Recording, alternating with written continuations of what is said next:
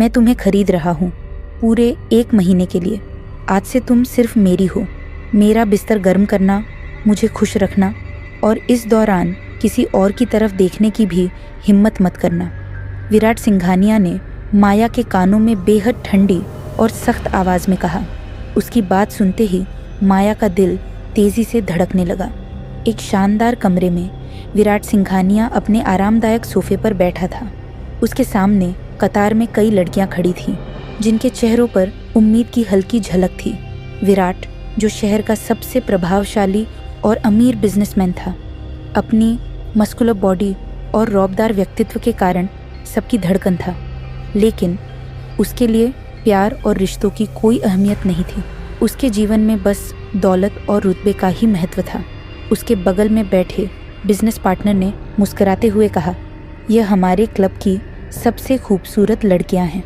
आप इनमें से किसी को भी अपनी पसंद के लिए चुन सकते हैं। ये हमारी नई डील की एक छोटी सी सौगात है। विराट ने लड़कियों पर एक नज़र डाली, लेकिन कोई उत्सुकता नहीं दिखी।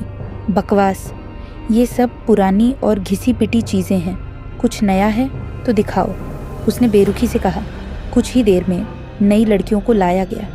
उनमें से एक पर उसकी नज़रें टिक गईं। लाल रंग के गाउन में खड़ी माया देशमुख। माया, जो कभी उसकी पत्नी थी और जिससे उसने अपनी मर्जी के खिलाफ शादी की थी। विराट के चेहरे पर अचानक कठोरता आ गई। बिजनेस पार्टनर ने खुशी से कहा, यह हमारी नई एंट्री है। बड़ी किस्मत वाली है जो आप इन्हें पहली बार मिलने का मौका दे रहे हैं।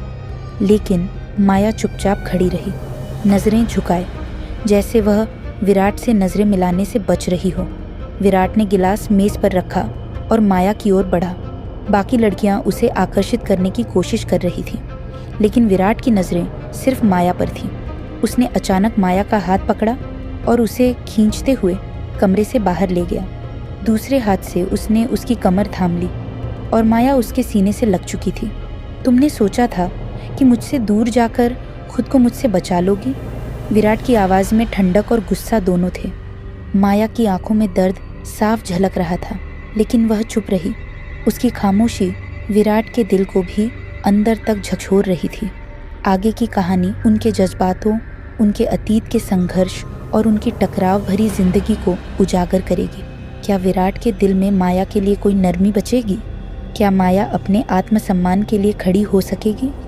इस कहानी का आगे का भाग ज़रूर पढ़ें।